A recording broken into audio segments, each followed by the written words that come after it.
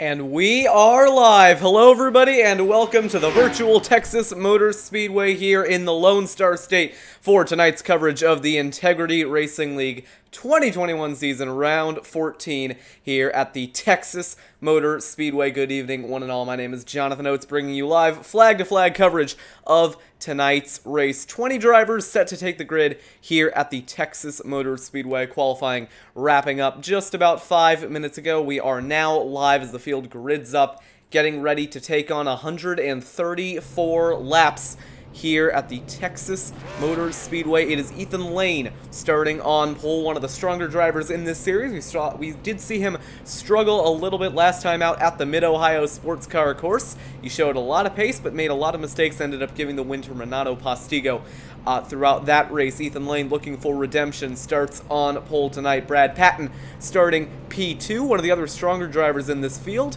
Not one of the more full-time guys, has made quite a few skips in this series, but is making another start tonight in that number one machine. We're going to pull up the full starting lineup on the left-hand side of your screen now. 134 laps of action here at the Texas Motor Speedway. This track, of course, repaved quite recently, I believe before the 2017 NASCAR season. Reprofiled turns 1 and 2, made them a little bit flatter. Now, it's not the most popular change amongst the NASCAR fans. However, it definitely makes for a bit of an interesting driving challenge as drivers have to navigate turns 1 and 2 a little differently than they do 3 and 4. Of course, the smooth racing surface here also making it quite easy to hold the car almost wide open in 3 and 4 with your throttle inputs. You don't need to lift too much to get the car around, but with the setup they are using tonight, it is going to get a little bit loose. So this series, of course, fixed setup, which means that every driver is on the same setup. So handling issues going to be pretty similar throughout the field, and one of those handling issues is going to be quite a bit of looseness there in 3 and 4. Not a lot of weight on the front end. It can get pretty tricky to navigate. Ethan Lane, one of the strongest drivers on the short run, starting on pole, going to lead this 20-car grid to green. So the pace car takes him through turns 3 and 4 as we get set for racing here in the Integrity Racing League. Happy to have you all joining us here on this Monday evening.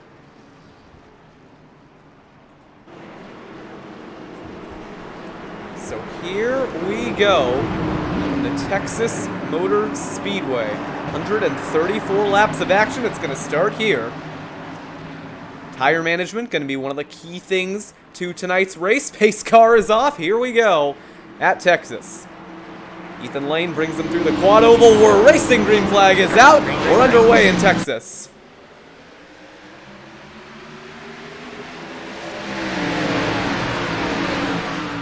And a great start by Ethan Lane. Going to be side-by-side with Brad Patton down to turn number 1. Side-by-side for the lead as they get right next to that white line, rocketing off turn 2 down the back straightaway for the first time tonight.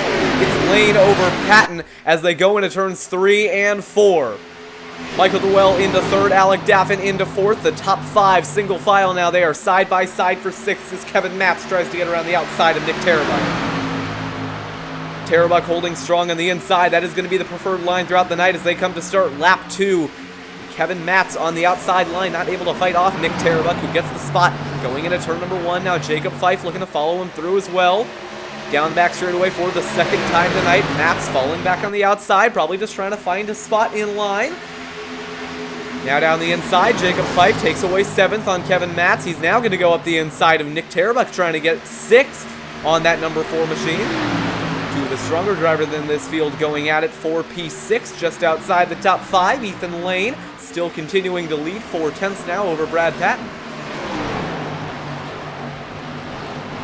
Side by side through that ever-widening turn 1, which kind of bottlenecks down into a pretty narrow back straightaway. Might be a trouble spot later on in the night if we do see a couple of restarts here down towards turn number 3 and 4.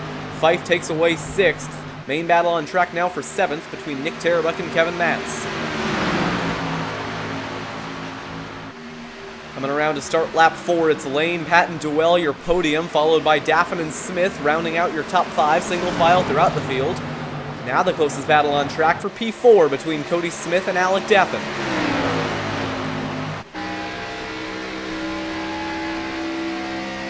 Diving down towards turns 3 and 4. Cody Smith getting off the throttle, just breathing it a little bit as they go through 3 and 4. Back onto the front straightaway now. Alec Daffin pulling away a little bit as they come to start lap 5.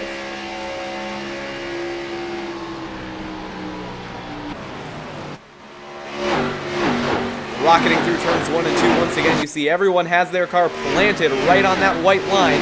Down the back straightaway they go.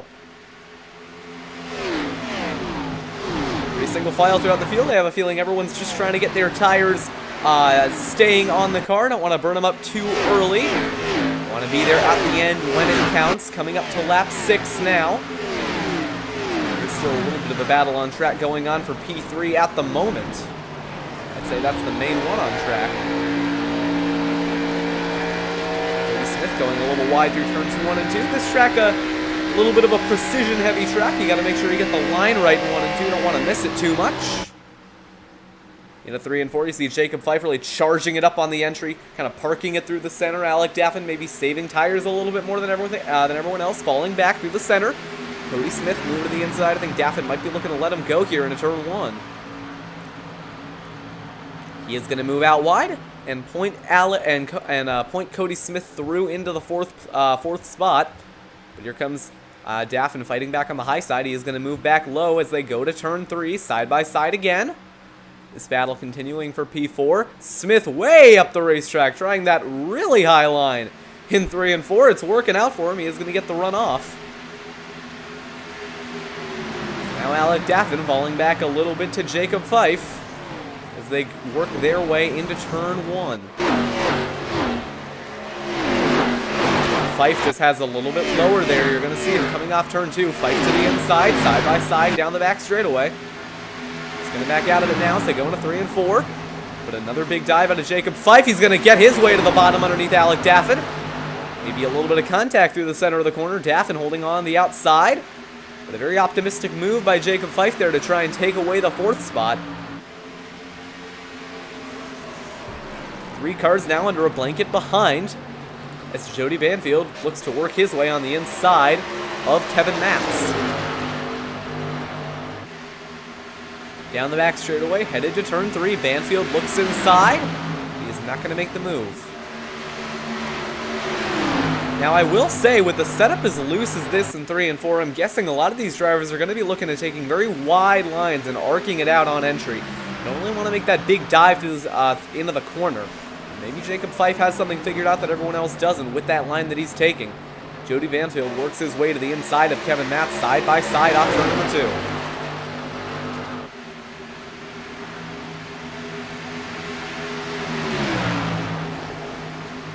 In a 3 and 4, Jody Banfield pushing him up the track a little bit. He is up in a P8.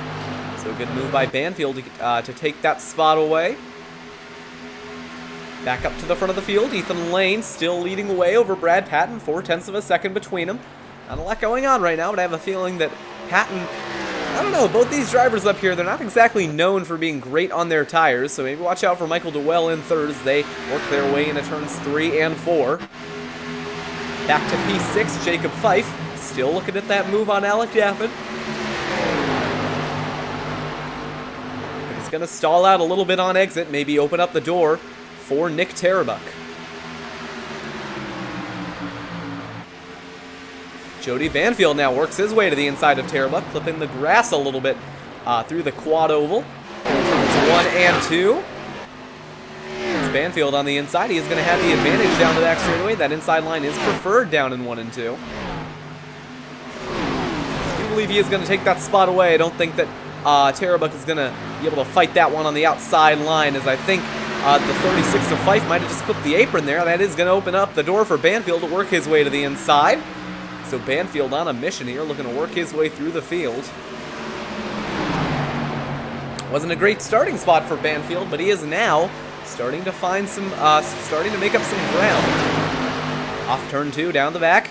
We'll see if Nick Tarabuck makes a 3-wide move. For now, he does stay behind. Banfield pushing up the track a little bit, doesn't want to force that car to the bottom. Side by side off turn 4, Banfield works his way up the inside at the line. Banfield has the spot coming lap 14. Down to 3 and 4, Jody Banfield is going to clear the 36 of Jacob Fife, unless Fife Unless Fife can fight back on the outside. He does not. Banfield up the track. That's going to stack up Jacob Fife and open the door for Nick Tarabuck as they're side by side for fourth. Here comes Alec Daffin down the inside. Smith way up the track up into that third line. 5 cars battling for fourth here on lap 15. Everyone kind of under a blanket at the moment as they work their way back to turn 1. It does look like Alec Daffin is going to have that spot 3 wide behind. Caitlin Height works her way up the inside of Kevin Matt's going to take it 3 wide again down the back straightaway. No. But Jacob Fife got stacked up with Cody Smith, who's fallen like a rock. Smith back to the high side. That's going to open the door for Caitlin Height on the inside.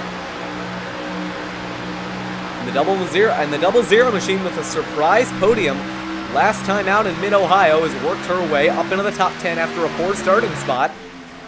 So now she's up into 8th. As Banfield up into the top 5, a lot of moves made in a pretty short amount of time. He is going to look after Alec Daffin for P4. Oh, car on the wall, turn 2. And that was the 18 of Cody Smith who tagged it coming off turn 2, and that's going to hurt him big time. This track, one of the more aero-dependent tracks, so not a good mistake to make, but luckily it is still early on, so there is plenty of time to recover. Now Jacob Fife looks to the inside of Jody Banfield. Sorry, of Nick Tarabuck, I should say, down to the inside. Jacob Fife up in a 6th. Banfield pushing up the track in 1 and 2. Going to open up the door for Fife and Tarabuck. 3 wide down the back straightaway. Fife on the inside, going to have the advantage in a 3 and 4. And a good move by Jacob Fife. Now both Tarabuck and Banfield up the track. Banfield has to come down and try and cover off Caitlin Height, who works her way down the inside of the 98 side by side through the quad oval.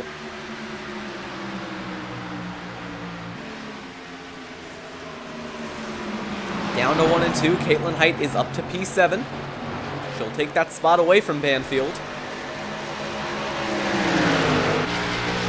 But Banfield not giving up just yet. Pushing Caitlin Height down the back straightaway, looking inside. Is not going to make that move. So I do think Jody Banfield right now content to ride in 8th. Seen a lot of comers and goers throughout the field. And here comes Jacob Fife sizing up a move on Alec Daffin. He looked to the inside for a minute there going into turn 1.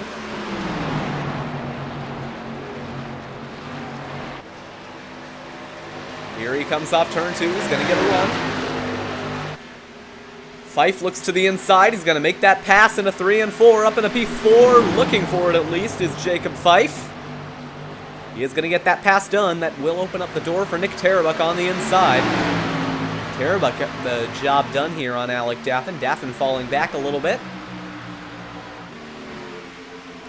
Does look like Daffin going to make that move work, as we are slowly approaching the end of Stage 1. Stage 1 does end at lap 35, but no competition caution at the end of the stage. We do stay rolling, as Brad Patton is starting to reel in Ethan Lane for the race lead.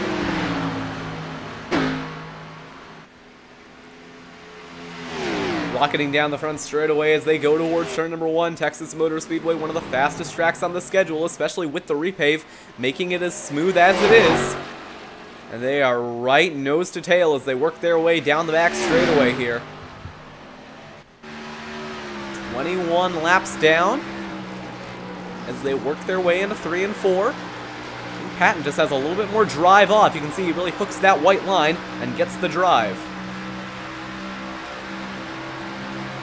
They're right up next to the wall going into turn number 1 through the quad oval. I think Lane might just be driving in it a little bit more than he should. That allows Patton to close up on exit. You're going to see the run here out of the 1 car. How aggressive is Ethan Lane going to be for the lead? Nose to tail into 3 and 4. Patton looked inside for a second, backed out of it at the end. But Lane goes a little wide through center. That's going to open up the door for Brad Patton. Down to the inside, and Patton looking to take away the lead here on lap 23.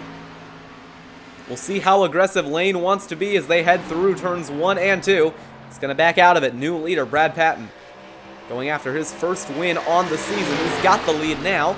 Looking back to the middle of the field as Caitlin Height looks to get her way around Alec Daffin. She is gaining. He's going to have the run here off turn number 2. Nose to tail into 3 and 4.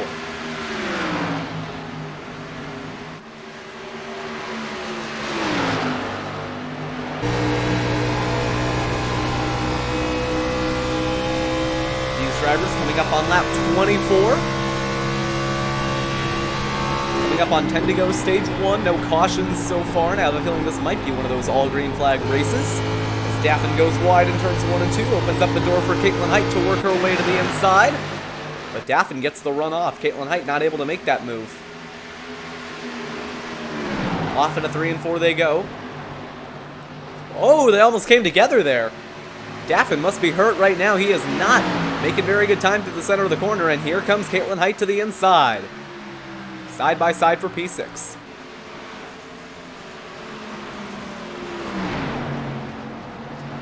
Caitlin Height is going to take that spot away on Alec Daffin. Going to slide it up off turn number 2.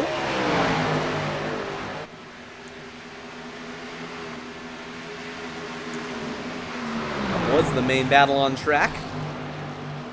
Now Nick Tarabuck going to try and get his way around Jacob Fife. On board with the 4 machines, they go towards turn number 1. Lap 26 underway for these drivers. 10 to go, stage 1. Jacob Fife gets loose in 1 and 2. Is Tarabuck going to try and make the move here on the back straightaway? He might. Nose to tail as they enter turn 3. You can hear they don't really have to get out of the throttle that much. Such a smooth racetrack that they only have to lift for a bit before they can get back on it. Jacob Fife pulling away a little bit as they go into turn number 1.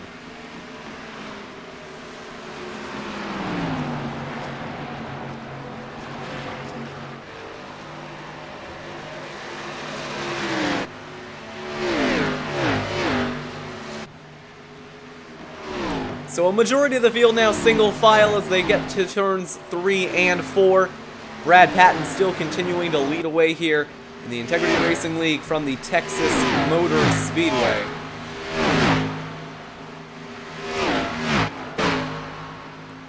Down the back and down the front straightaway they go. I think you're going to see the leaders coming up here in a minute as we take a look at the back of the field.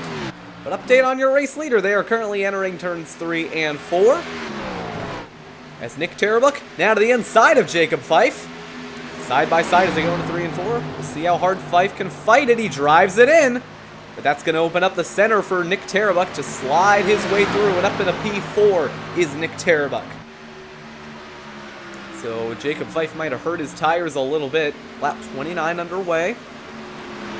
Nick Tarabuck up in the 4th. Michael DeWell going to be his next target. 1.6 seconds up the road. Down the back straightaway they go. I think the big benefactor in all this fighting is Caitlin Height back in P6. She has managed her tires well and is working her way through the field currently.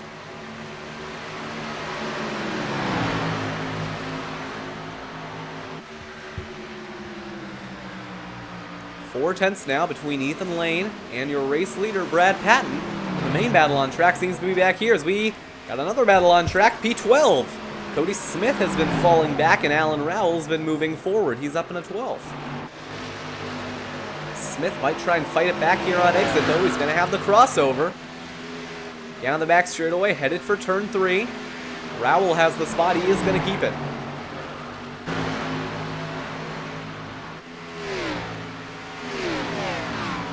So the main thing I'd be watching out for now is strategy. With 5 laps to go in the stage, I'm guessing most drivers are going to be able to make it to the end of it, and then maybe stop at around lap 40. That would make sense to me. Leave them open for a 3 stop. Might be on edge. So ideally, you can go 50 laps, but I don't know if they'll be able to make it all 50. There's quite a bit of on-throttle time here at this track. We saw at the Charlotte Motor Speedway earlier this year, drivers tended to be able to make it around 50 laps on fuel, if not a little more. I just think there's too much on-throttle time here. It's a lot wider, it's a lot faster. I have a feeling they might not be able to make it that full 50.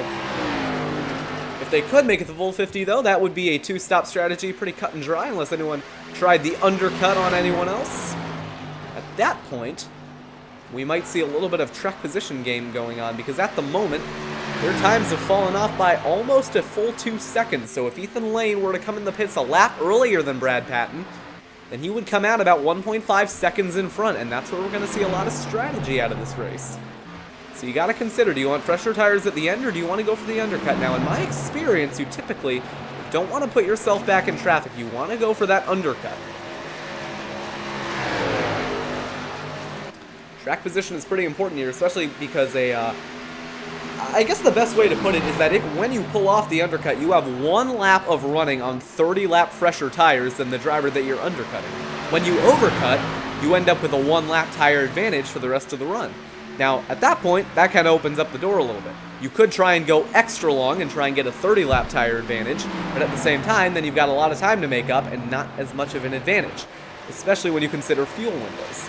Because when you consider fuel, a lot of it turns into, do you want a 30 lap tire advantage for 1 lap, or do you want a 10 lap tire advantage for 40 laps? And typically, you're going to want that 30 lap tire advantage for a lap.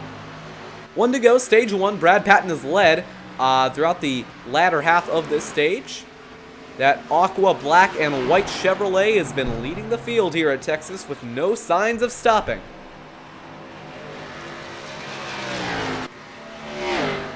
Down the back straightaway for the 35th time tonight and entering turn 3, catching lap traffic at a slight rate as Nick Tarabuck looks like he's looking after P3.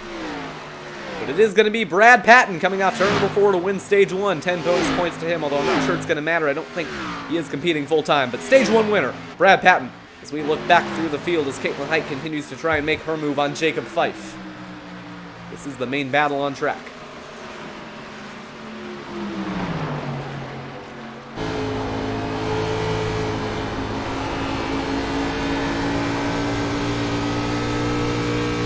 Back straight away, Caitlin Height getting a little bit loose here. You can see, you can kind of hear her. She had to play with the throttle there on exit. Couldn't pick it up all at once.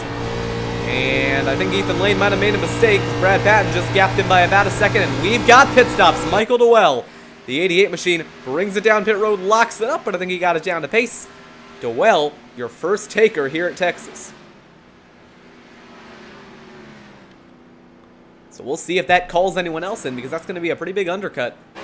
If he can make that work. Maybe not going for the race win, but maybe just going for track position in his little battle. He was running P3 under pressure from Nick Tarabuck. He might have felt that his tires were falling off too much, and he wanted to bring it in. So we'll see how all that plays out here, and if anyone else decides to come in as a result of it. But I'm just worried that pitting that early is going to leave you open to having to make a 3-stop instead of a 2-stop. We'll see how long the rest of these drivers can make it on fuel. I'd estimate around 50 laps. Caitlin Height is still continuing to try and make her way around Jacob Fife. It's the gap between them is kind of extended a little bit, so I have a feeling she might be dropping off a little bit now. Ethan Lane falling out of undercut range on Brad Patton. We'll see if he decides to bring it in around lap 40. That would open him up for a 3-stop strategy, but that would cut it close a little bit at the end. If you do go for that 3-stop, it's going to have to be a 40-80-120, which gives you about a 14-lap run to the end. Now, in theory, you could extend either the middle stint or the end stint to try and make it maybe something along the lines of 40-90-130,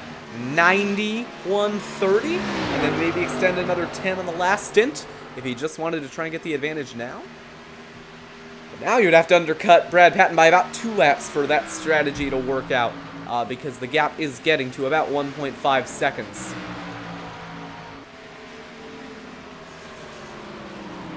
So no real battles on track, most of it is just strategy. So we'll have to see how that plays out throughout the race. We saw a very interesting strategic race at Charlotte go 200 laps green from start to finish. Caitlin Height won that race. Could she pull it off again? She already has 3 wins on the season. She could go for her 4th. She won at Atlanta, which was not broadcasted on TMG. She then went on to win at Charlotte and then won a few weeks ago at the Circuit of the Americas. So if she were to win again, it would be win number 4, and I believe that would make her the winningest driver on the season.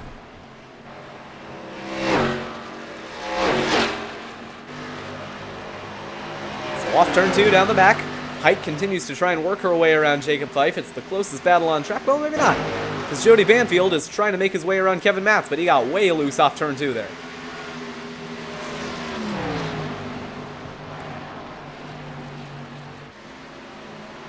So no one else is elected to bring it in just yet. Everyone is staying out on track. I do believe that Michael Dewell would have to be the only driver going for the 3-stop. So we'll see if that's what he ends up doing, or if he extends a couple stints along the way to only make it a 2-stop.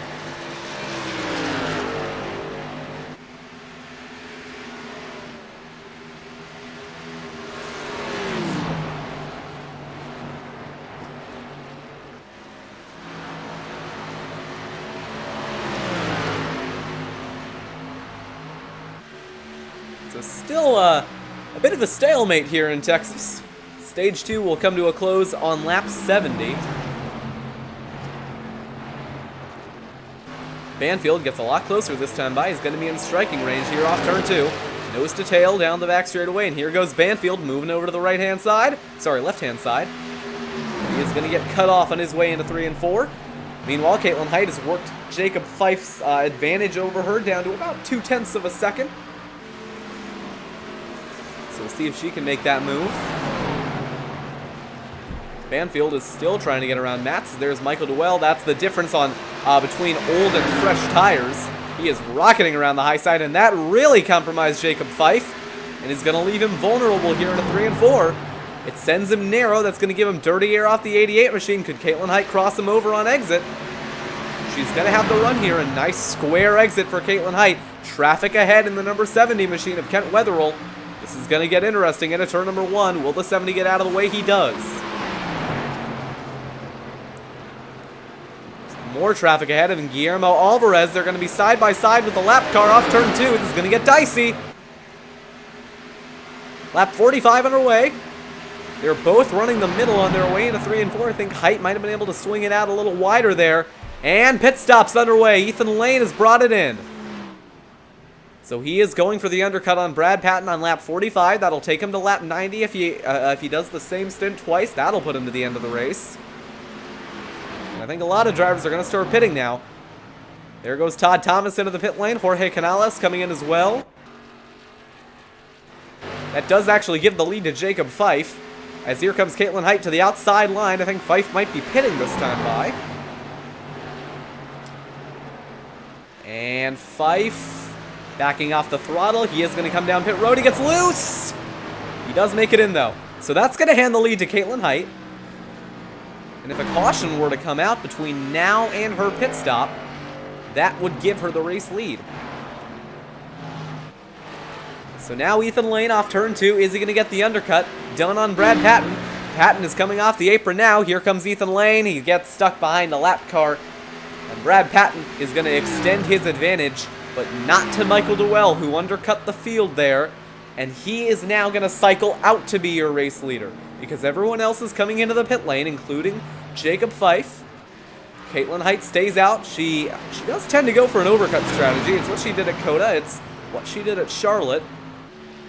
So Jody Banfield and Caitlin Height now your top 2. There's a big gaggle of cars there between Brad Patton. No, Ethan Lane's on the apron. They are 3 wide with Caitlin Height as they go into 3 and 4. What a mega move by Ethan Lane.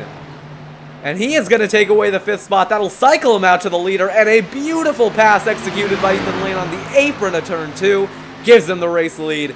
Give a hand to Ethan Lane. A bold move on the inside. So Caitlin Height now, still your race leader, but gets, I'm going to say unlapped by Brad Patton and Ethan Lane, who had a battle there, and Ethan Lane is actually going to be under fire again from Brad Patton, who comes back at him off turn 2, side by side into 3 and 4. Patton back to the race lead with a bold move on the inside. I think Lane might just be trying to cool off his tires now, might just be trying to hang back for a bit. Michael Duell is going to cycle out to your race leader once Banfield and Height come into the pit lane, because here comes Caitlin Height. Jody Banfield going to bring it into a few laps time. He's going to extend it right to the end of the fuel window. So Michael Duell, now your race leader by about a second once everything cycles through, but that's because he undercut the field. So he's going to have older tires at the end of the race here, or at least at the end of his stint. So we'll see if Brad Patton and Ethan Lane can catch back up to him. They're all getting stacked up in 3 and 4 there behind Brad Fulham. Canales, Alvarez going at it for P15. Alvarez down the inside, gets the spot. Caitlin Height is rolling out of pit road now. She is going to come out convincingly behind Jacob Fife, but with a slight tire advantage. Still, though, be a little bit worried about what that does to her track position, because it's going to lose her quite a bit of time. So back up to Ethan Lane and Brad Patton. Patton has taken the lead. He clearly has the better long-run pace, but Ethan Lane appears to be lagging back a little bit on this run. It's what we saw him do at Dover. Jody Banfield brings it into the pit road, calls it quits. That hands the lead to Michael Duell with a lot of right side damage. He has smacked the wall at some point, and he is going to exit turn 2 with the race lead, but not going to enter turn 3 with the race lead as Brad Patton puts him under pressure, moves to the inside. New leader, Brad Patton.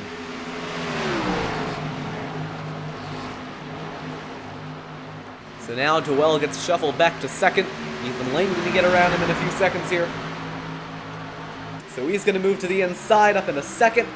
And that is going to cycle through the field. Everyone is back where they belong. And we are working lap 52 of 134 here at Texas. So update on Caitlin Height, who tried to go for the overcut for a lot of the drivers she was battling in the midfield. Right now she is going up against Jay Heischman with a significant tire advantage. She'll be able to move her way to the inside. I think Heischman just let her go there. Next up on her list is going to be Alec Daffin. Only a 4-lap tire advantage though. And this is where I think that overcut strategy kind of fails. Because she only has a 4-lap tire advantage over Alec Daffin. Because now he has a 1.5 second advantage because he at one point had a 30-lap tire advantage for just a few laps. So that's where that undercut comes in. I hope I'm explaining it right. But that's basically why it's important to get the undercut on your competitors, because you want to have a big tire advantage for a short period of time as opposed to a minimal tire advantage for a longer period of time. That tends to benefit you quite a bit in racing. I've fallen victim to that overcut quite a bit. It is definitely not a position you want to put yourself in.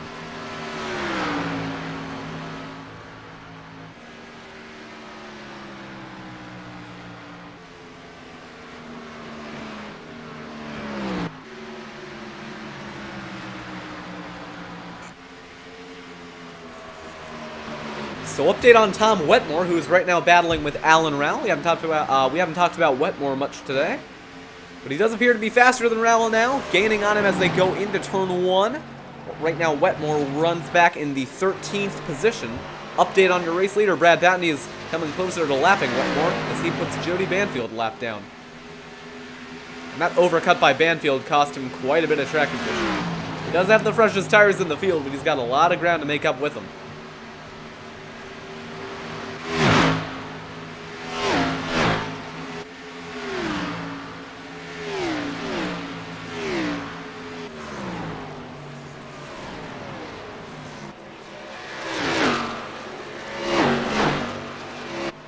You can just see the optimal line around here. I mean, it is right against that white line.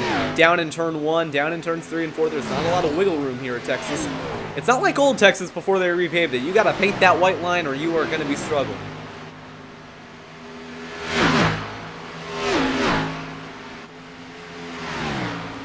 So right now, working lap 57 of 134, Brad Patton is extending his advantage at the front of the field over Ethan Lane. But Ethan Lane, we saw him burn up his tires in the first run, so I have a feeling he might have learned from that, and he might just be lagging back for now, trying to save his stuff for later on in the running. As Tom Wetmore gets to the inside of Alan Rowell and takes away that 12th spot.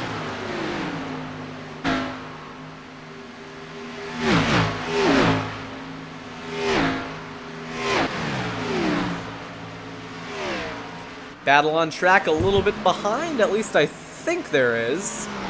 That is between Jorge Canales and Brad Fulham. They're going at it for P16. As Fulham works his way to the inside, maybe? No, Canales blocks off the line. Fulham still looks to the inside as they go into 3. Battle for 4th. Jacob Fife gets to the inside of Michael Dewell and takes that spot away, so Dewell's undercut is starting to hurt him now. That's the thing about the undercut. It works for quite a bit, and if you can time it right, it is a race-winning strategy. But if you do it too much like Michael Dewell has, you are going to be struggling at the end of the run. But then again, I'm not sure if that's entirely his goal. There is a chance that he might just be trying to get himself in a better spot than where he's running. And even if that does hurt him later in the run, it might be worth it if it can give him a few spots.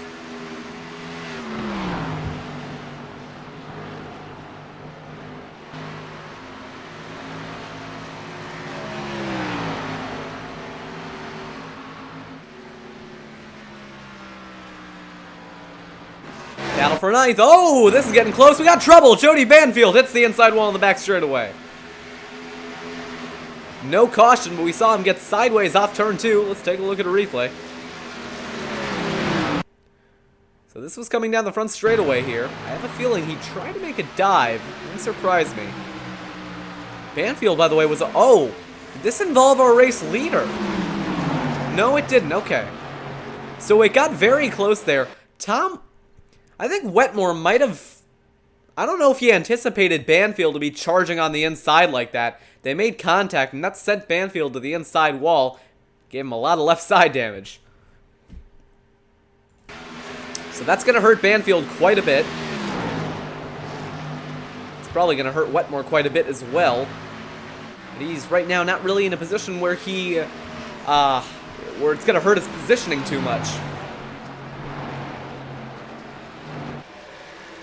So update on the battle for the lead. There's a car separating them, but Ethan Lane is starting to maybe run back down Brad Patton. Their gap last time checking was around 1.6. We'll see if that comes down a little bit throughout the next couple of laps. I expect them to come in around lap 90. Stage 2 coming to a close on lap 70. We got 8 to go.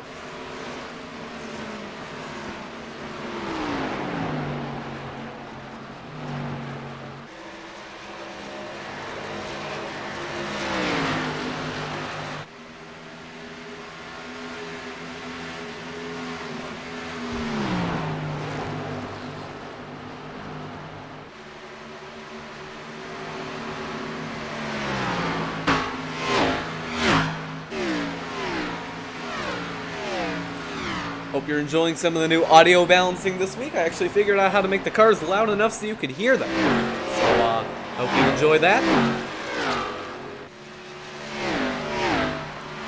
Yeah, the gap at the front is staying at just around 1.6 seconds, so I think if Ethan Lane's going to win this race, it is going to have to be off strategy.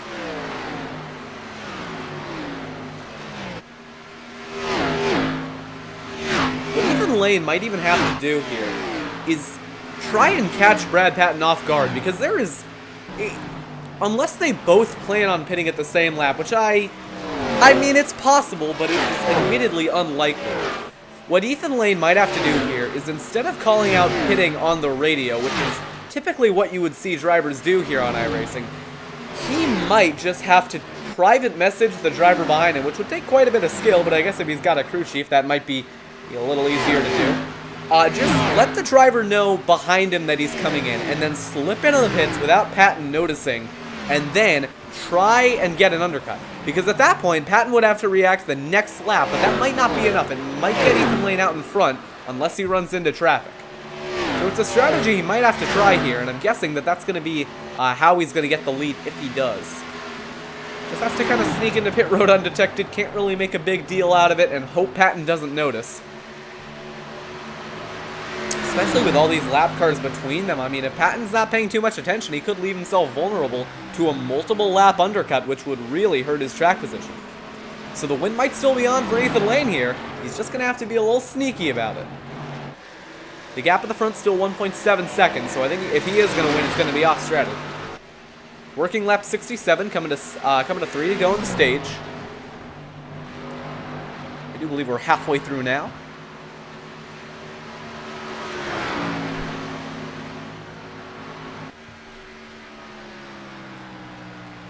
Three laps to go, stage 2. And it is Patton leading over Ethan Lane and Nick Tarabuck, your top 3. Caitlin Height, with that overcut, has worked her way into the top 5, but I have a feeling she is not really going to be able to advance much further than that. She does not have a tire advantage over Jacob Fife, at least not a notable one.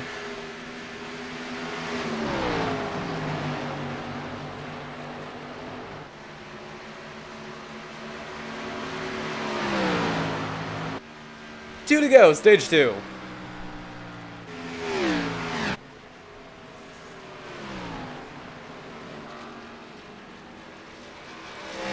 You can see Brad Patton, he is just so perfect against that white line. It is obvious to me that he knows what he is doing around this racetrack.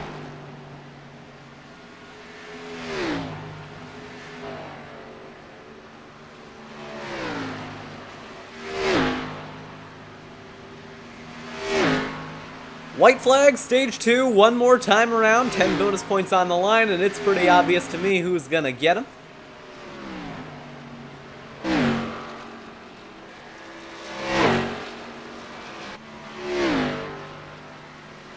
He has dominated the race, he has dominated the stage. Brad Patton entering turns 3 and 4 for the final time in stage 2. Right against that white line, no trouble here. Brad Patton going to come off turn 4 to collect the stage 2 win. Green and white checkers in the air. Brad Patton, stage 2 winner. So 10 cars on the lead lap. 71 of 134 laps completed. Brad Patton out front. He's been out front for pretty much the entire race. Not the most eventful race here in Texas.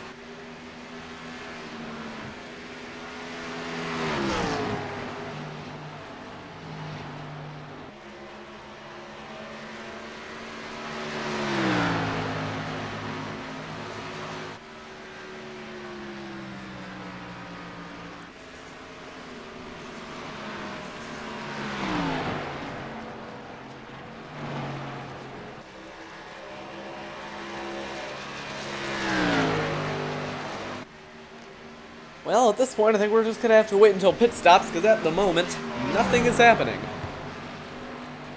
So, why don't we talk a little bit about this Texas Motor Speedway. It is 1.5 miles in Fort Worth, Texas.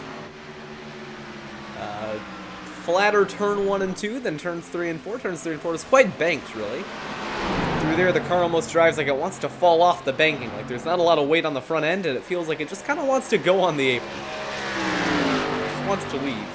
The car likes the track as bad as much as most NASCAR fans like this track, which happens to be not much. Of course, it's gotten a little worse in recent years with all the PJ1 application. Thankfully, we don't have that on iRacing.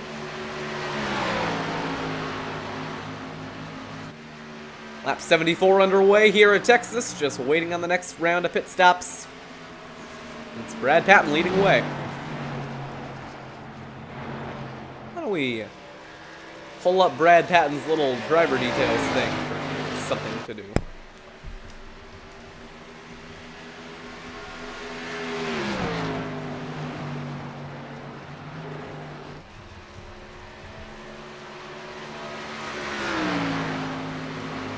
Brad Patton.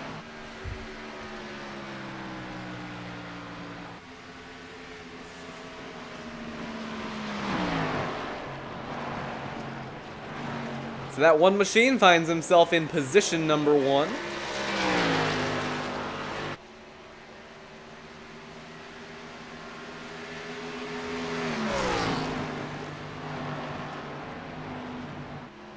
And, there he is. Just leading away here at Texas. Everyone's favorite track. Now we show his car logo. He's in a Chevrolet.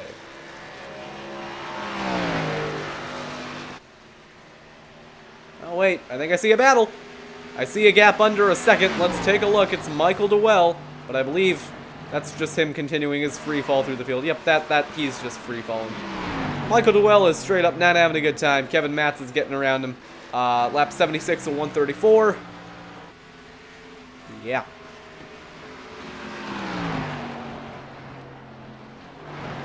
Oh, here's something.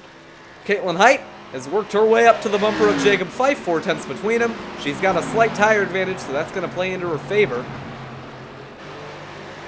Here they come off turn 2.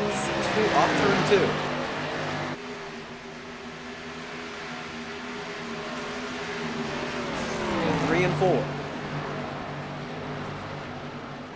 And off turn 4.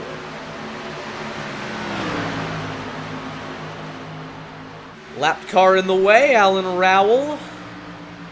Fife to the inside, that's going to narrow his entry into turn 1 just a little bit. It's going to let Caitlin Height get just that little bit closer.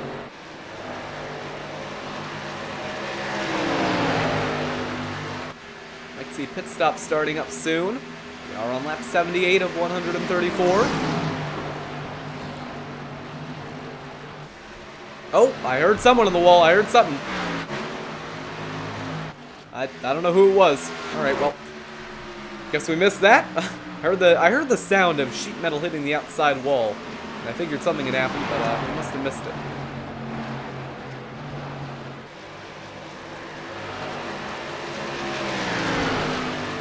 So coming to start lap 80.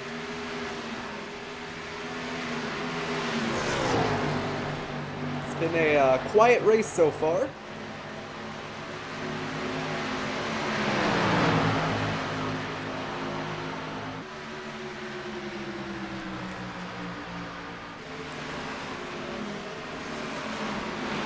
not much is happening. Not much has happened.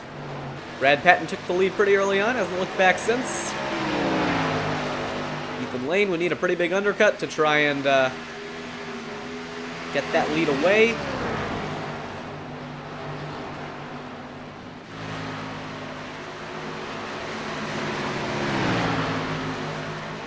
And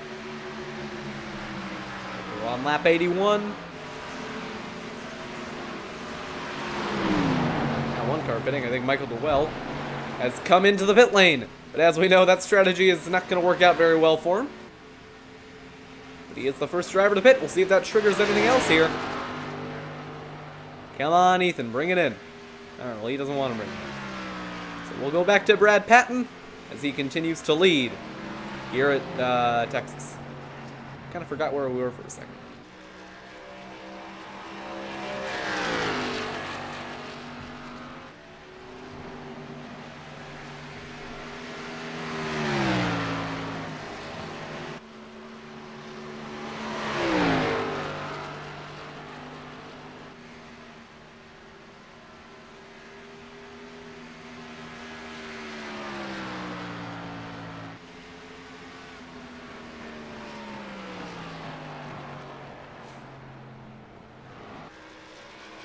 You're watching the Integrity Racing League on the TMG Racing Network. You have been for the past 83 laps if you've been here since the green flag. It is Brad Patton leading.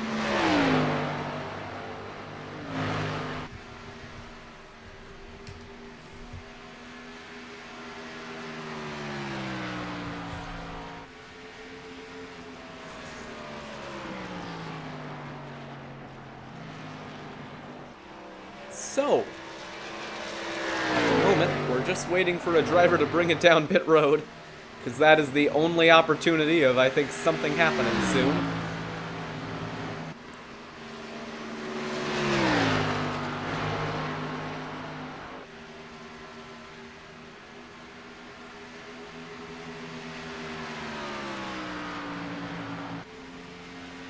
Perhaps we'll see a fuel mileage race. That might be fun.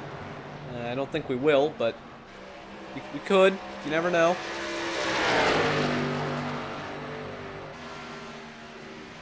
Oh! He hit the wall. Scraped the wall a little bit. I don't think that's gonna do anything, but he scraped the wall. Let it be known. Is he gonna bring it in? Nope. All right. What about Ethan Lane? Is he gonna bring it in? Nope.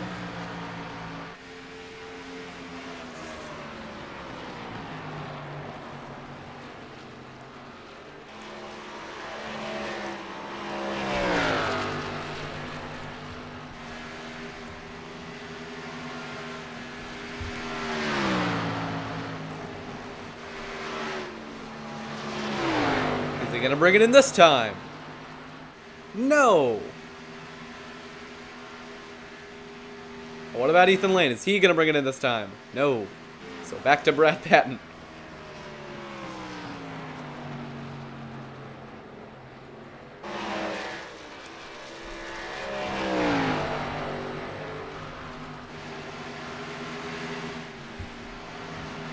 See, now the heading and the subheading are a comprehensive sentence. Currently, he leads.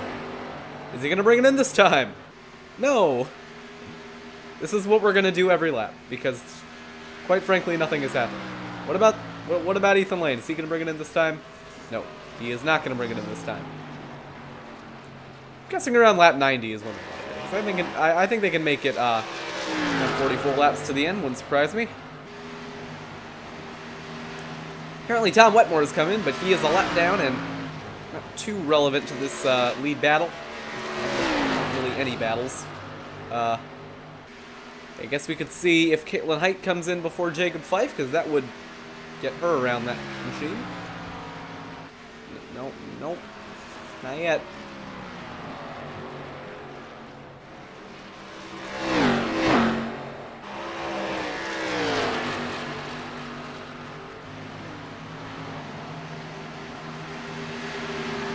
So we're coming up on lap 90. I said this might be when we see people pitting, but I could be wrong about that. You never know. Yep. Well, I was wrong about him. Ethan Lane, is he going to bring it in? Nope.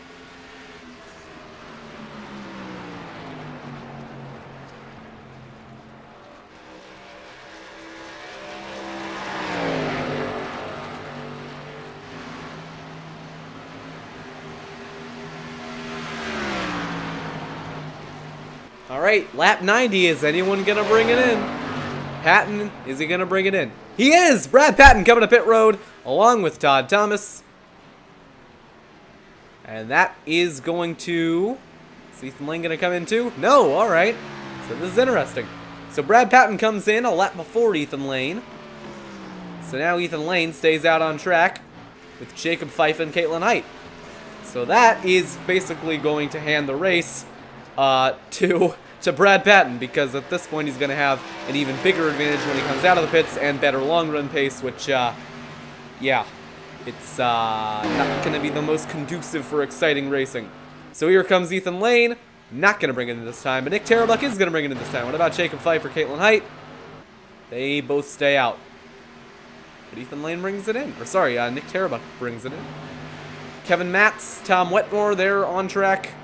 Brad Patton is exiting the pits. Oh, don't get a blend line violation. He stays below that white line. He's all good. So Ethan Lane rockets his way into turn 3. Is he going to come in this time by? No. So he might be going for a tire advantage here towards the end of the race, which might be a good idea. It's something that that you should definitely try. It's not like he could do anything else. Is Caitlin Height? Oh, is she going to get slowed down in time? Yes. Yes, she is. Maybe. Put a question mark on that one. But she is going for the undercut on Jacob Fife here.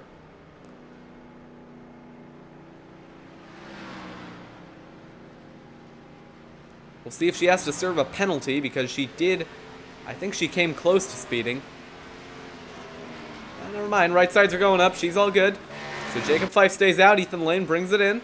A lot of right side damage to that 26 machine, but he is bringing it in. He's going to have about a 3-lap tire advantage to the end of the race, but that's not really going to make a difference. Here comes Brad Patton through 1 and 2. I agree, James. This race is extremely entertaining. And to answer your earlier question, this is a fixed setup league. As here comes Brad Patton through 3 and 4. Is Ethan Lane going to bring it out of his box now? Left side's going up. Left side's... Sorry, right side's going...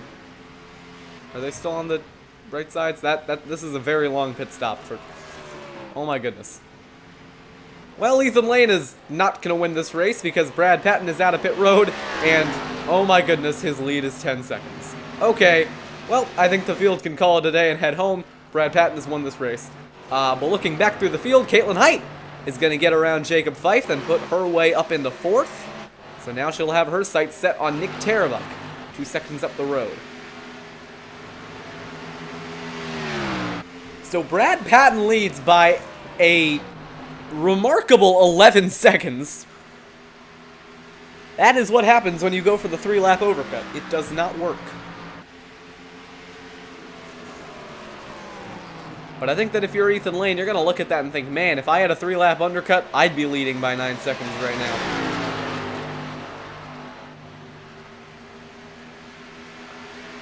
And to add insult to injury, he's actually getting close to being passed by Nick Tarabuck, which would put him in the 3rd on track. On pace, I should say, for the first time today. So Ethan Lane's race has gone from good to bad to worse.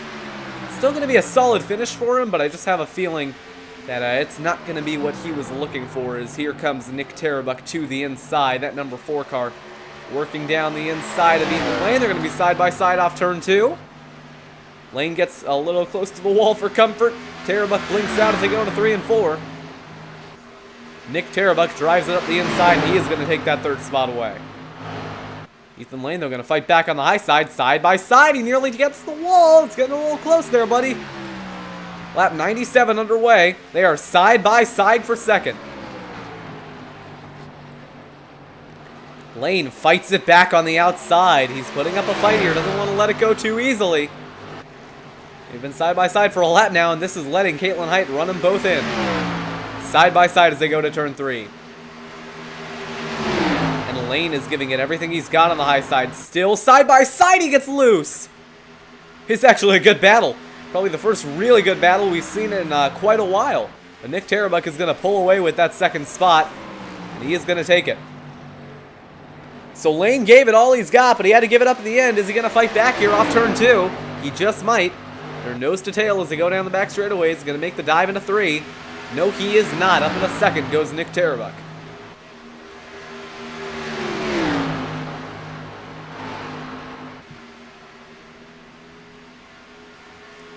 And Lane nearly tagged the wall again off turn 4.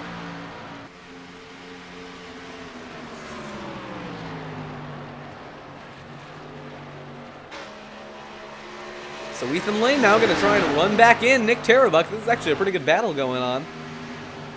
I think Tarabuck had the undercut over Ethan Lane. He had his tires up to temperature a little earlier, which let him get around him. But now Ethan Lane's tires are up to temperature. They're about 2 laps fresher, and he's ready to fight back. But he nearly slaps the wall out of turn 4 there. Got a little too close for comfort, I'd assume. 35 to go in Texas.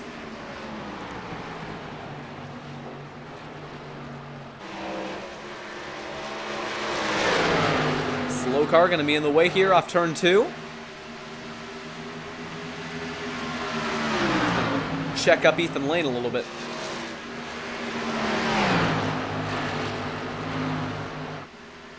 Gets very loose trying to drive it off that right rear through 3 and 4 there. Tarabuck almost tagged the wall off 4. A lot of these drivers are making a lot of mistakes now. They're quite a ways into this race.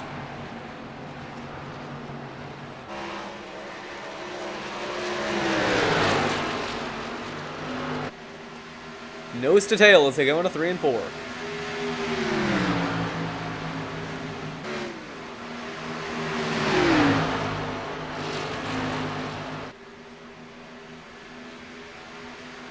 Off turn 4, coming to the line, lap 102 of 134. Ethan Lane is continuing to try and get around that 4 car of Nick Tarabuck as they go into turn number 1 and 2.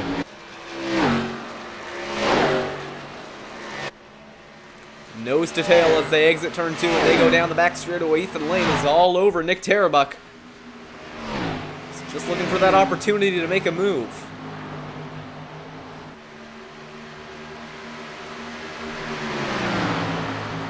Oh, he's in the wall! Ethan Lane slams the outside wall off turn 4. That's going to hurt him quite a bit and open up the door for Caitlin Height in 4th to try and run him down. I'll take a look at a replay. But you saw it right there. He just got a little too comfortable on the throttle and tags the wall coming out of turn number 4. Should be a good camera angle of it right here. Yep, it's going to happen right in front of our camera, actually. Lane just slips up a little too much. And, oh, that's a big hit to the outside wall, too. Wow. I mean, just look at this. Hold on a minute, but you got to see it right here. He's going to just slip a little bit too much off turn 4. The car's pushing up the track. It's sideways. And look at how that rear end just slams the wall. It pitches the front end around. Massive hit to the 26 car. And actually, he's down pit road. He's out of the race. And that is heartbreak for Ethan Lane. I think he's just had enough. Puts Caitlin Height up in a 3rd.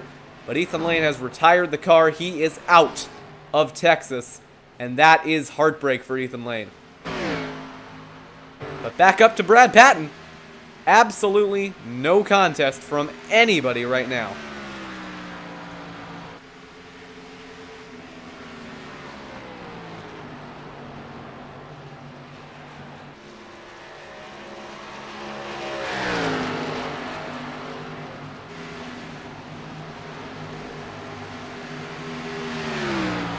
So, now would be a good time to pull up the graphic. Brad Patton. Currently he leads.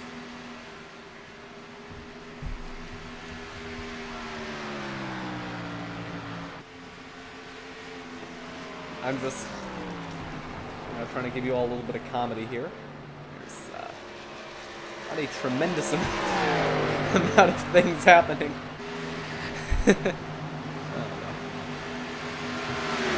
Well, we seem to have lost our entertainment for the race.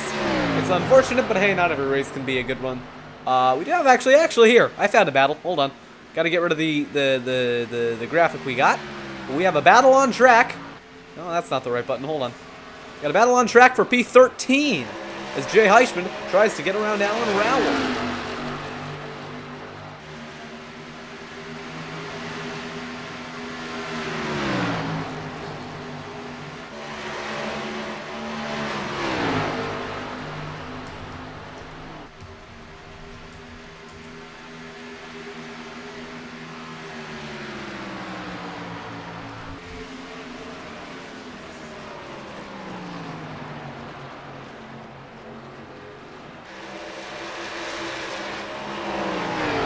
See if Heishman can find his way and navigate his way around the 94 car. This is for the most important spot on track.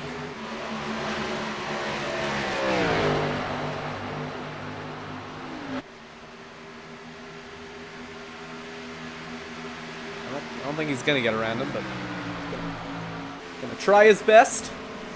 It's actually, Alan Rowell's getting a little closer to Tom Wetmore, and we might have a 3-car battle on our hands here, folks.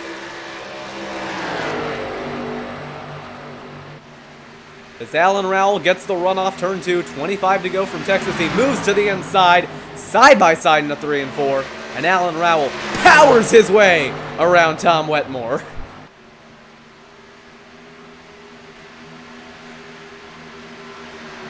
Wetmore's trying to come back at him, trying to get the crossover. I think Rowell's got it for now. He drives it into turn 1 and takes the spot. Now here comes Jay Heishman. Heishman with the run. Wetmore up the track, side by side as they go down the back straightaway at a 3 and 4. Heishman on the inside, side by side. Oh, Wetmore, hold on.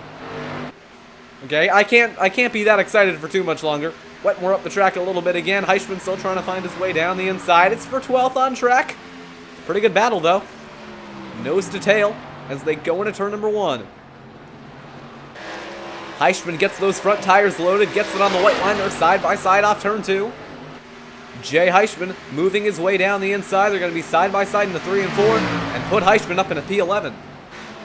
Or, no, P12.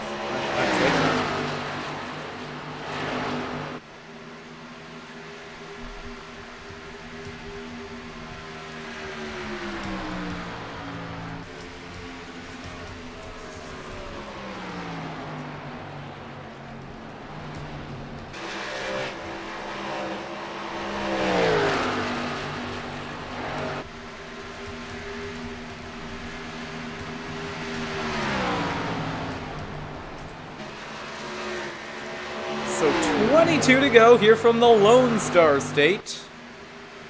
And gap at the front is actually coming down quite a bit. Does Brad Patton have damage I don't know about? No, car looks fine. So I think Terrabuck might just be pushing quite a bit right now to try and have a shot at it. Does he have a tire advantage?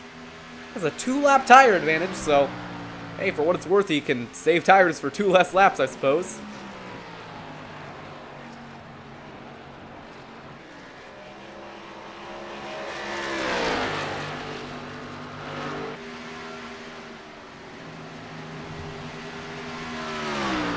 I think he's going to be gaining fast enough to try and make it a race for the lead, but he might be gaining too much that he's burning up his tires, and he might open the door for Caitlin Height behind.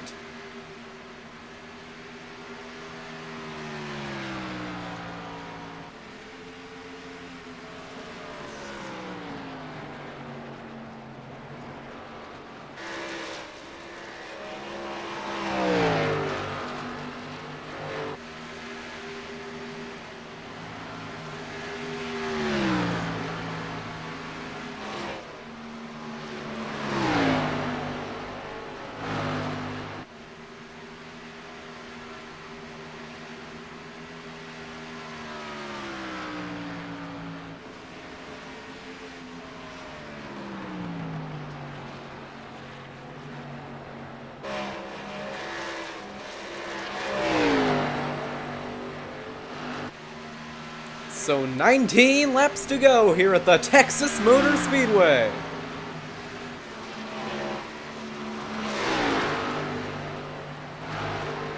And nothing is happening. Except for Nick Tarabuck blinking out a little bit.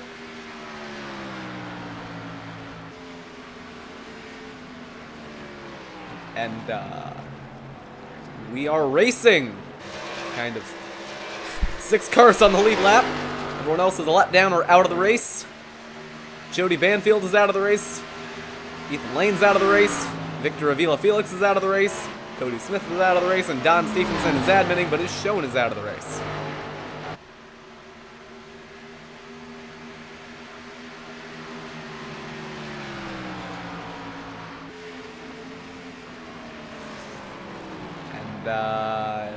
We are racing.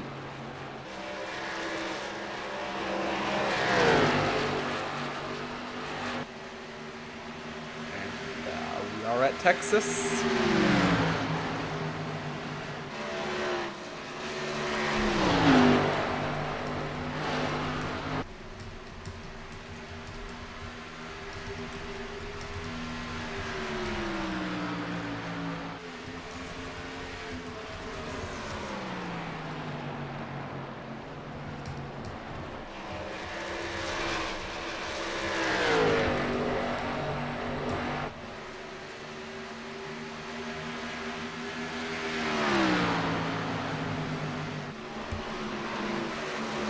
Alright, 15 to go.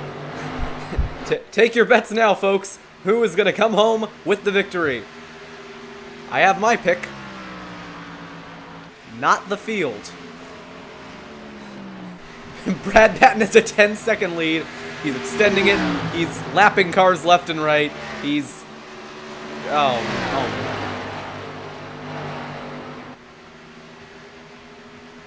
It's,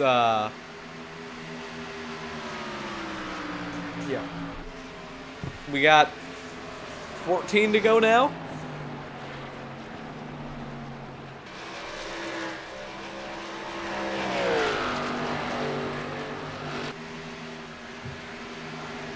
Actually, no. Take different bets. How many cars are going to end up on the lead lap by the end of the race? I'm guessing 5. I think I have a feeling that Patton's going to get to Matt's. I don't know if he's going to get to Daffin. I'm keeping an eye on the ticker just to make sure that there isn't anything I'm missing by goofing around here, but you know, gotta have a little bit of fun with it.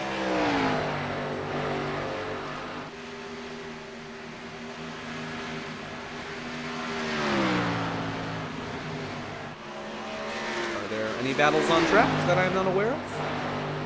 No. How's everyone in the chat doing? Did you all have a good day? I hope you all had a good day. I didn't really do anything today. And now I'm here.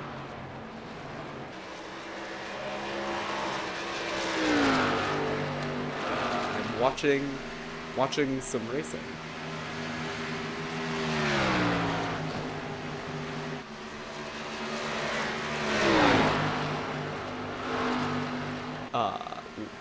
Just watching some racing. I think we all wish we could be Brad Patton. Just leading away, not a care in the world. He could start doing burnouts. He'd still win the race. And, he sure is winning.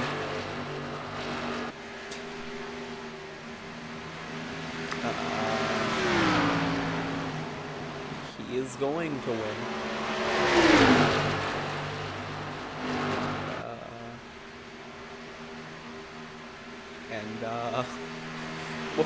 What else is there to say? He's put on a clinic, man. He has dominated the race. He's had the best long run pace. No one had anything for him, even when there were cars still in the race. And now he's going to win. 10 to go. Save for a caution. No one is stopping this man.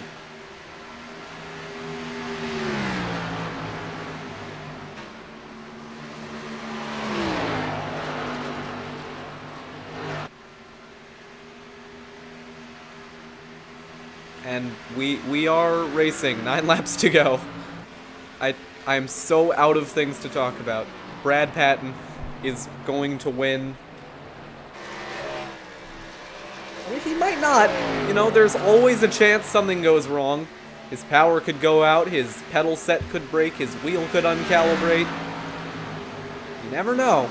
Can have a spontaneous right front tire failure. His engine could explode. Multitude of things could happen. 8 to go.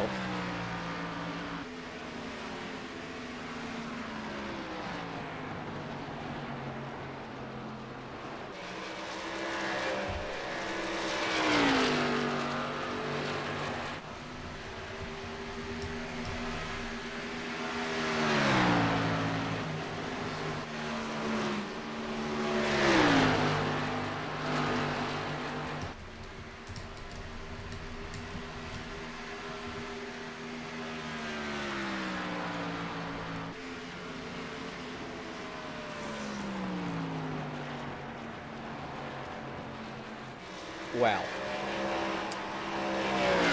This has well and truly been one of the races of all time. We might actually have something on our hands here. Jacob Fife is closing in on Caitlin Height. 4/10 between them right now. I think it's staying around steady, but if that gets any closer, we'll switch over. You know what? It's getting close enough. 6 to go. There's a battle for third. There's a podium on the line. So let me get rid of the funny graphic first. And here we go. Caitlin Height versus Jacob Fife. P3.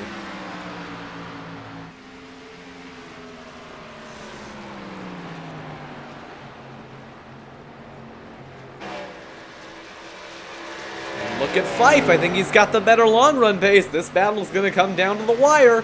5 to go at Texas. And Fife is there for third. Oh, he's just a lot better on entry. He can pack it in there, but he gets so loose on exit. 5 to go. He's within 3/10. He's gaining quite a bit. Can Caitlin Height hold on for the last 5 laps here? And better yet, can Brad Patton hold on? He's got a lot of pressure from behind. Yeah, Fife just can hook that apron, though. I mean, that's where he's faster. That's where he's been fastest all day.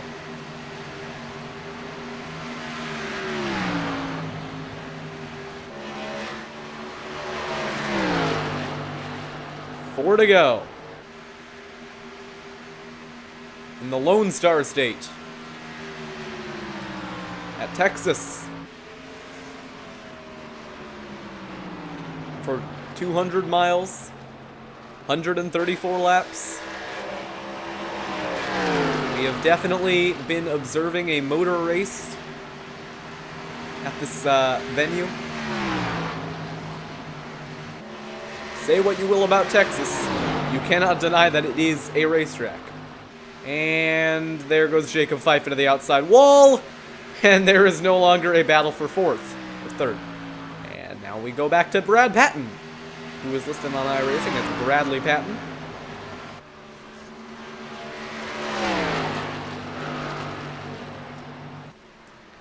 Two to go!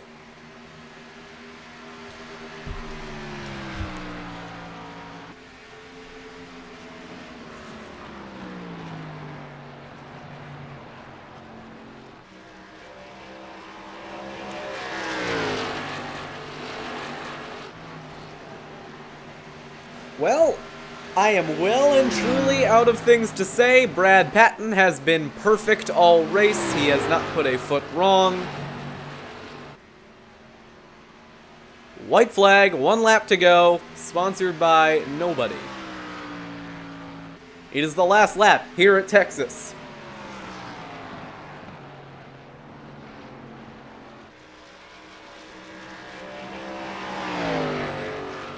He's put everyone until the top 5 a lap down. If you wanted to score a top 5 in this race, all you had to do was not get lapped. Brad Patton, he has put on a clinic. They had nothing for him. Off turn 4 for the final time. Brad Patton takes home his first Integrity Racing win of the season here at Texas. And the race is over. Patton has won, and it wasn't close. Coming across the line for second, Nick Tarabuck put together a solid run. P2 is going to help him out in the championship quite a bit. Caitlin Height takes home third for another podium. Jacob Fife, P4, Alec Daffin, the last car on the lead lap. And consequentially, the last car in the top 5 is going to round out the race in 5th. But it is Brad Patton taking home his first win of the season. It was not close. In fact, I'm pretty sure that he was closer to putting 5th place a lap down than 2nd place was to beating him. Actually, I'm not pretty sure about that. I know that for a fact. So good win, Brad Patton. They had nothing for you. He is gonna burn it down and celebrate I'm gonna have to say well-deserved, because as much as he didn't have any competition, there's a reason he didn't have competition. He is just that good. Brad Patton has won in Texas. Congratulations to him. He's gonna burn it down to the front straightaway.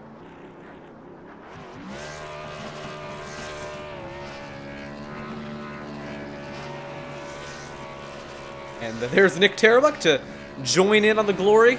He's doing burnouts too. I don't know if they're teammates or not, but they're all doing burnouts here on the front straightaway. Oh, they're really all doing burnouts here on the front straightaway. This is the pro. They're doing burnouts on pit road. They're doing burnouts everywhere.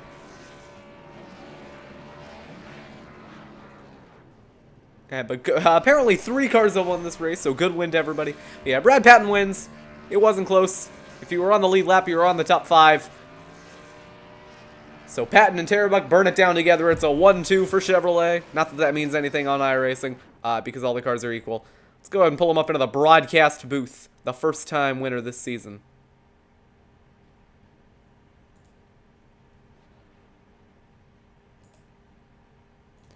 Brad, it's Jonathan Oates up in the TMG broadcast booth. You got us? Yeah, I got you. Well, I'm not entirely sure what to say to you. You led pretty much every lap. No one had anything for you. What were you doing differently than everyone else?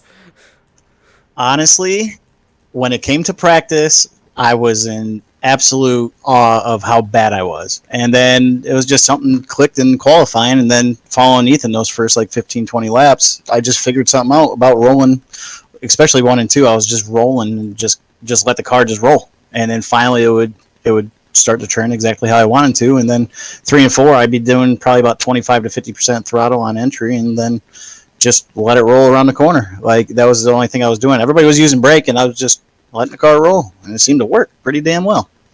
Yeah, I mean, you talked a little bit about how you had to ride behind Ethan Lane, kind of figure out what you had to do, and then you were able to use that to get around him. How important is it to be adaptable in a racing environment like this? Very important. I normally don't adapt, so me winning this race is one of the biggest surprises I've done on iRacing so far. Well, huge congratulations to you. You led every... you didn't lead every lap, but you led an overwhelming majority of them. Anyone you'd like to thank for the result? Yeah, I got a list. So I got to thank Don and the admin team for putting this on. I got to thank you guys for broadcasting. I got to thank Depth Esports. I got to thank Freshen Up Hydration Labs. I got to thank Sector 6 Apparel. That's our new sponsor for our Depth Esports program. And I want to give a shout out to my boy Trevor Trigo over in RSR. Hopefully he brings home a W tonight. And thanks for watching, everybody. It was fun. Well, it was, I'm not sure if I can say it was fun to commentate, because no one had anything for you. You completely dominated the race, but I'm sure it was fun for you out there, being able to be so dominant and leading every lap. So congratulations to you. We're going to go ahead and send you back. Congratulations. It was a long time coming. I've been wrecked out of the lead I don't know how many times. I'll take this W and I'll walk out of here with a smile on my face. Thanks. No problem. And that was Brad Patton, driver of the #1 car, who stank up the show, quite frankly. No, of course I'm kidding. He drove a great race. He absolutely deserves the win. Congratulations to him. Next up, we're going to bring up P2, which was Nick Tarbuck, driver to the #4. Nick, it's Jonathan Oates up in the TMG broadcast booth. You got us? Sure. Well, it was a really solid race out there for you today. Not a win. You came up a spot short and about 10 seconds back, but no one really had anything for Patton the whole race. You seemed that you were getting better really with every run, and at the end there you were fighting with Ethan for second. You were able to get it. What was kind of the key to making that improvement throughout the night? Honestly, I've never driven a race car so slow on purpose and ever. I mean, that was just a huge lesson in not overdriving entry, because, man, as soon as you lost the ability to turn on exit, it was just, this is over. So that's one thing I really focused on during practice and even during the first parts of the race, just to improve on that and consistency and just feeling out the car, trying not to steer it past a certain point. And once I was able to nail that, I just kind of messed with it and saw different lines, how they worked. And Nick, we saw at the start of the season, you got off to a pretty decent start. You got a lot better as the season goes on, and now you're regularly competing in the top 5 for wins. I mean, what do you think this says about you as a championship contender as we head towards the playoffs? I think it shows that I have a lot of versatility, except for maybe some road courses. I'm not too sure about those, but I mean, I think I have a good shot at placing pretty high. But it's just, I think if I were to practice a bit more during the week, if I had some time to practice, I bet I might actually be able to win a race or two. But we'll see. I just have fun running. It's just fun to get into a fake race car once a week. And lastly, next week we're going to a little bit of an unknown track, the Nashville Super Speedway. Not a lot of people have driven it before. It's very new to the service, but it's a track that's very similar to Dover, where you almost won earlier this season. How do you feel about your chances as we go into that race? I am excited for that race. I love new tracks. I love seeing how they play out.